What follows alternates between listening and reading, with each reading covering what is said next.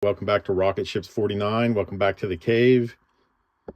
Before we begin, remember to thank your veterans and your current servicemen and women. Without them, we couldn't do what we do on a daily basis. So thank them. Today we are going to do a disassembly and the Mossberg 590 Shockwave. For any of you that have the Mossberg 590 Shockwave or any Mossberg shotguns, you understand it's a little bit of a chore to disassemble and especially reassemble these.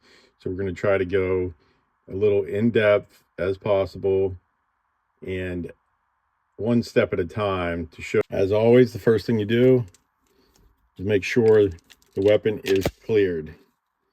You can see visibly and physically that the chamber and the magazine tube are empty. This is now a safe gun to work on.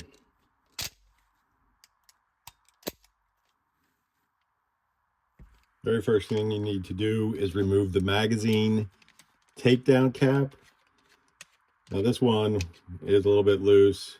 Usually when I take this off, I have to use some kind of tool to get that off the whole way because they're usually when they're pretty tight.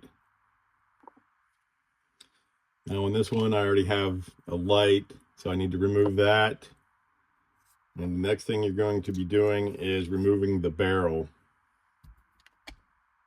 At this point, when the magazine takedown cap is off, that's all that holds the barrel on.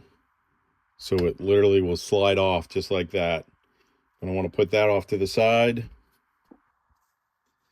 Since this gun does have an aftermarket side saddle installed on it, that eliminates the original push pin for the trigger assembly. So now there is an actual screw in there that you have to use an Allen wrench to remove. So I'll go ahead and remove that, and then we'll move on to the next step. All right, I got that all loosened up. I'm going to remove that screw, and now, along with the side saddle, the trigger assembly pops right out. Set that right there. All right, now that you've removed the trigger assembly, you now have access to the cartridge interrupter pin. This is the one that has the small nub on, you can see. And on the other side is the cartridge stop. This is the side, this is the piece that does not have the nub on. Right, the next step is to remove the bolt assembly and slide. You go to push them back. There's a little, I guess it's called a clearance cut, where you're able to pull that out. If you don't go to that cut, it's not going to come out. And with the other piece, you're actually better off to go out the front of the gun towards the barrel, or you're probably not going to be able to get that out. Step is to remove the action bars in the foregrip, which will actually just slide right off now that everything's removed. This next item we're going to remove is the elevator. So it's always better to have the safety on, which it is.